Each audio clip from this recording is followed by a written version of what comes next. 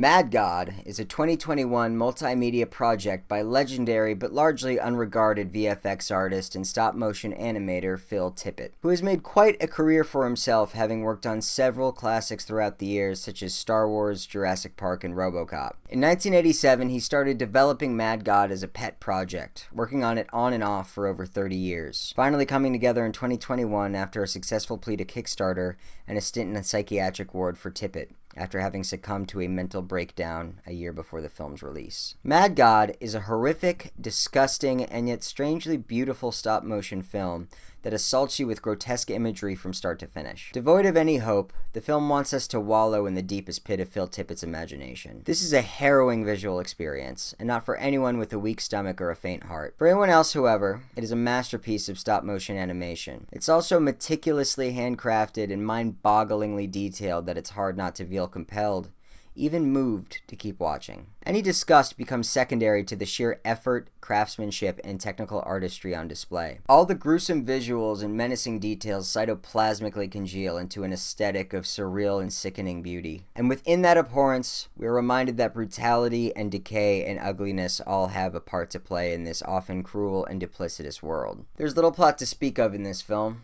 We simply move through this hellish world on the principle of the small fish get eaten by the big fish. You feel a sense of real empathy for every putrid abomination, every misbegotten thing that our eyes cross paths with. It's hard not to hopelessly root for them every time. Though the film lacks any dialogue, it has a lot to say through its setting, characters, and visual design. Themes about totalitarianism and industrialization, turning us all into mindless slaves as we march ever onward onto the desolate world that will chew you up and spit you out, while the faceless hollow masses queue up behind you in an everlasting conveyor belt of madness and misery. One in, one out. That's the way of the world.